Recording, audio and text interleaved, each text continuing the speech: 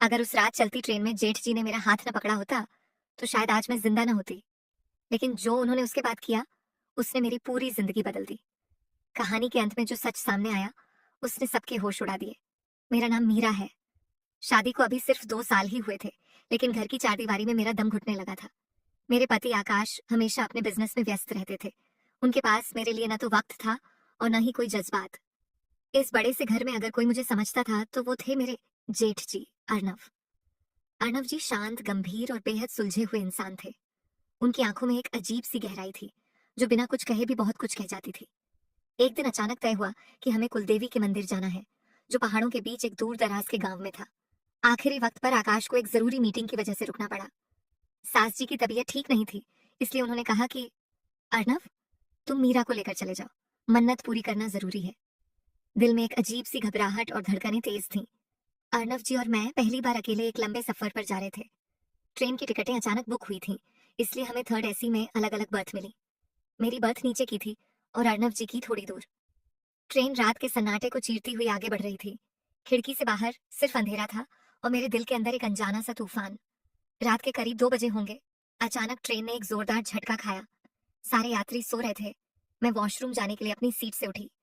Train की 2 बोगियों के बीच जो खाली और अंधेरी जगह होती है, वहां पैर रखते ही अचानक मेरा पैर फिसल गया। ट्रेन की रफ्तार बहुत तेज थी और दरवाजा हल्का सा खुला हुआ था। डर के मारे मेरी चीख भी नहीं निकल पा रही थी। मैं गिरने ही वाली थी कि तभी अंधेरे में से 2 मजबूत हाथों ने मुझे अपनी तरफ खींच लिया। वह अर्नव जी थे। उन्होंने मुझे इतनी कसकर अपने सीने से लगा रखा था कि मुझे उनकी तेज चलती धड़कनें साफ सुनाई दे रही थीं। डर के मारे मैं कांप रही थी और मेरी आंखों से आंसू बह रहे थे। अर्नव जी ने धीरे से मेरा चेहरा ऊपर उठाया। उनकी आंखों में मेरे लिए जो फिक्र और तड़प थी, वो मैंने आज से पहले कभी नहीं देखी थी। उन्होंने मुझसे पूछा कि तुम ठीक तो हो मीरा? अगर तुम्हें कुछ हो जाता तो मैं क्या करता? अर्नव जी बोलते बोलते रुक गए।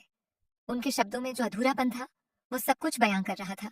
उस ठंडी रात में ट्रेन के उस कोने में हमारे बीच की दूरियां पल भर में मिट गईं। उन्होंने बहुत ही शालीनता से मेरे आंसू पोंछे। उनका वो स्पर्श आकाश के छूने से बिल्कुल अलग था। उसमें एक रूहानी सुकून था। सुबह हम स्टेशन पहुंचे। वहां से मंदिर जाने के लिए हमें एक टैक्सी लेनी थी। रास्ता पहाड़ी और घुमावदार था। चारों तरफ गहरी खाइयां और घनी धुंध छाई हुई थी। अचानक मौसम खराब हो गया और तेज बारिश शुरू हो गई। रास्ते में एक जगह लैंडस्लाइड होने की वजह से रास्ता बंद हो गया। टैक्सी ड्राइवर ने कहा कि साहब, आगे जाना नामुमकिन है। पास में एक छोटा सा होम स्टे है, रात वहीं काटनी पड़ेगी। हमारे पास कोई और रास्ता नहीं था। होम स्टे में सिर्फ एक ही कमरा खाली था। कमरे में लकड़ी की दीवारें थीं और बाहर बारिश की टिप टिप आवाज। माहौल में एक अजीब सी कशिश थी।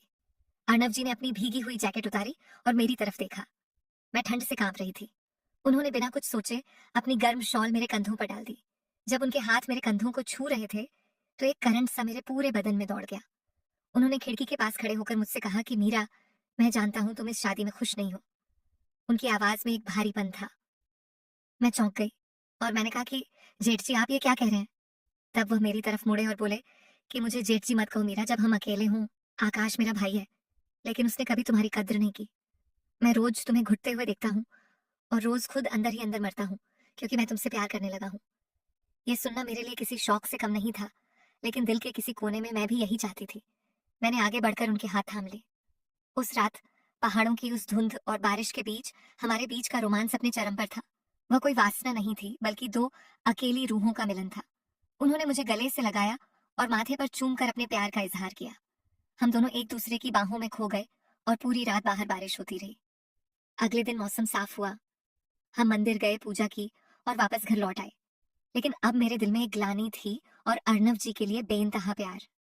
मुझे समझ नहीं आ रहा था कि इस रिश्ते का अंजाम क्या होगा। घर पहुंचते ही जो हुआ, उसने हमारे पैरों तले से जमीन खिसका दी। ड्राइंग रूम में आकाश किसी लड़की के साथ बैठा था और सास जी गुस्से में थी। जैसे ही हम अंदर आए, आकाश ने एक लिफाफा मेरी तरफ फेंका। उसमें तलाक के पेपर्स थे। आकाश चिल्लाया कि मीरा, मैं किसी और से प्यार करता हूँ और मुझे तुमसे तलाक चाहिए।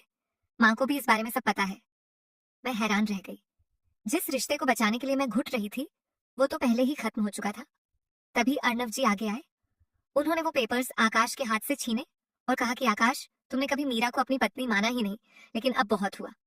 अर्नव जी ने सास जी की तरफ देखा और हाथ जोड़कर कहा कि माँ, आकाश मीरा को छोड़ना चाहता है, लेकिन मैं मीरा का हाथ हमेशा के लिए थामना चाहता हूँ। मैं इससे शादी करूंगा। सास जी पहले तो चौंकी, लेकिन वो जानती थीं कि आकाश ने गलत किया है और अर्नव हमेशा से घर को संभालने वाला रहा है। उन्होंने अर्नव जी के फैसले को मंजूरी दे दी। उस पर जिसे मैं एक मजबूरी समझ रही थी, वो मेरी जिंदगी का सबसे खूबसूरत मोड़ बन गया। जेठ जी के रूप में मुझे वो जीवन साथी मिला जिसने मुझे सच में जीना सिखाया और समाज के बंधनों से ऊपर उठकर मुझे बेइंतहा प्यार दिया। अगर आपको भी लगता है कि अर्नव जी ने सही किया, तो कमेंट में अपनी राय जरूर दें और कहानी को लाइक करना ना भूलें।